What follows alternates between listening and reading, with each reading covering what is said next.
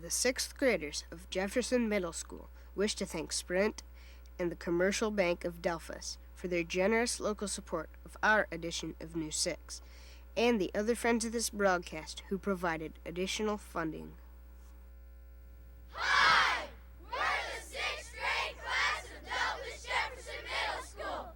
Welcome to News 6!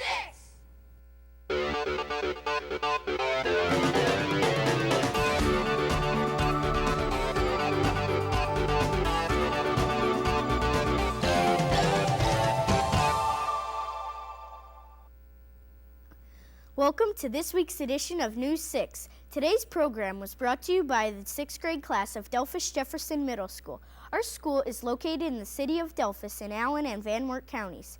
Founded in 1845, Delphos currently has a population of around 7,000 people. In today's busy world, it's often difficult to find the time to cook, but you don't have to starve. Reporter Ashley McDougall has found a business that specializes in making foods that are ready to eat when you are. Hi, I'm Ashley McDougall, and we're here to see how frozen pizzas are made. I&K distributors have been making pizzas in Delphos since the early 70s. We make a variety of different pizzas.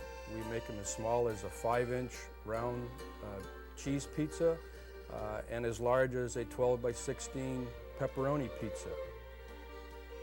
It's easy for us to cook refrigerated pizzas because someone else has already done most of the work. The major steps in making a pizza are you start out with a crust that is placed on a conveyor. It goes underneath a waterfall of pizza sauce, which is automatically applied. Next, it goes underneath what's called a cheese Coleman, which automatically applies a layer of cheese. After that, the pizza travels underneath another piece of machinery called a peppermatic. It slices pepperoni and places it onto the pizza. After that, there's a final inspection made and it goes into a spiral freezer. Generally, we can make approximately 2,000 pizzas in an hour. I&K makes more pizzas than we can eat here in Delphos, so they ship them to other areas too. The pizzas are shipped via our distribution system, which we have about 50 different tractor-trailer trucks that leaves our plant every day. They go into approximately 11 different states in the Midwest. This is Ashley McDougall reporting for News 6.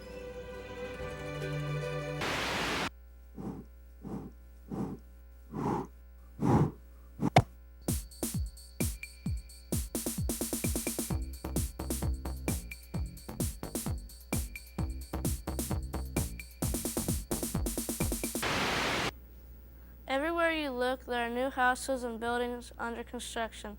Even with modern materials, many people still prefer to use wood in their homes. Reporter Kyle Rohde takes us on a visit to a local sawmill that takes trees and turns them into lumber.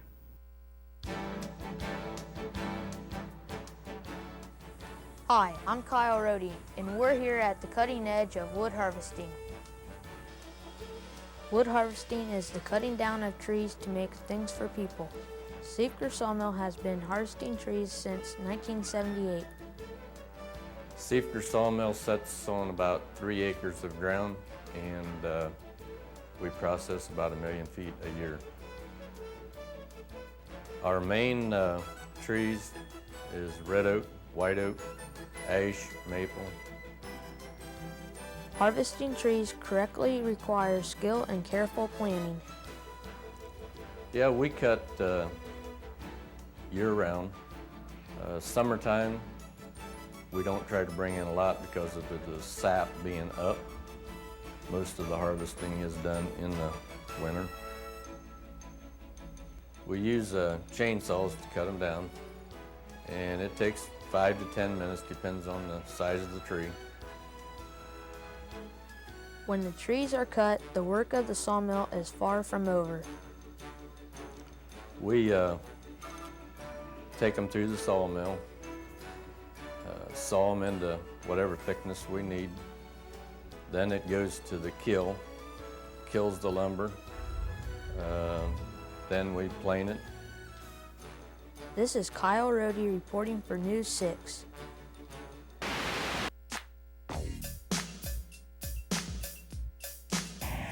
Today's Kids View question is, what is your favorite sport and why? Football, because I like running the ball.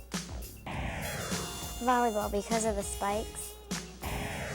Basketball because of the dribbling of the ball. Football because I like to make touchdowns. Football, because of the hard-hitting action. Basketball because I like to shoot foul shots.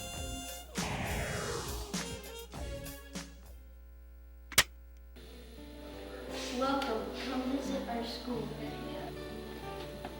This is our library where we read, study, and check out books. This is our art room.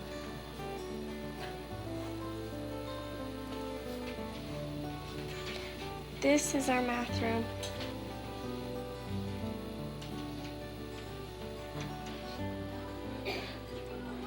This is where we learn keyboarding and social studies.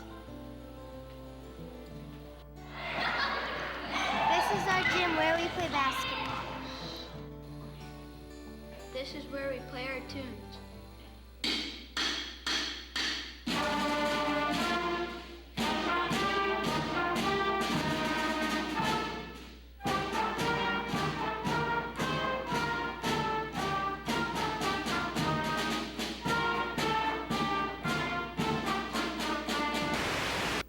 If you're like most of us, you enjoy getting mail. The United States Postal Service is one of the best in the world and has been serving our country proudly for generations. Reporter Jessica Barnes has found a special museum that honors this great tradition.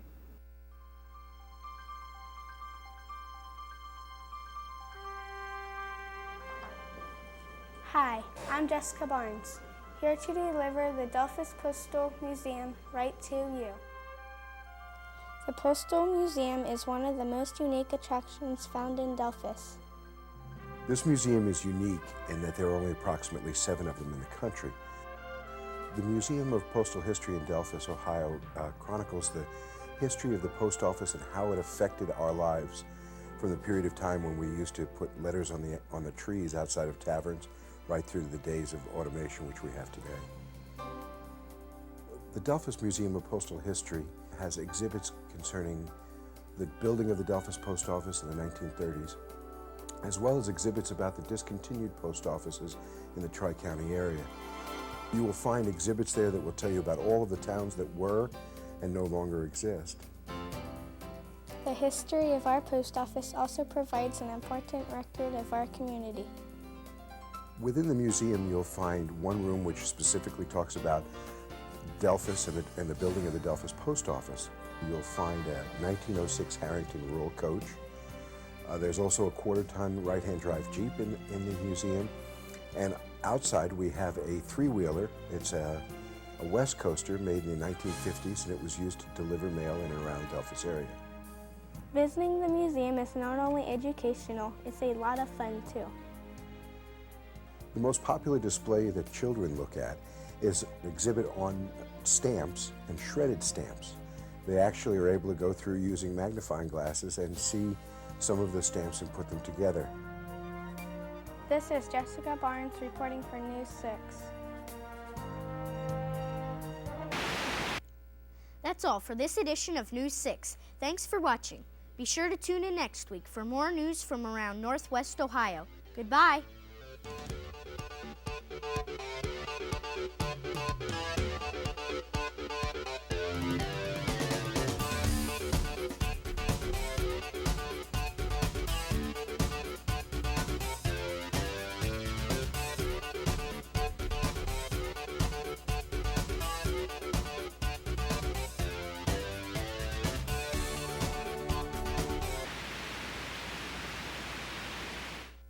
The 6th graders of Jefferson Middle School wish to thank Sprint and the Commercial Bank of Delphos for their generous local support of our edition of News 6, and the other friends of this broadcast who provided additional funding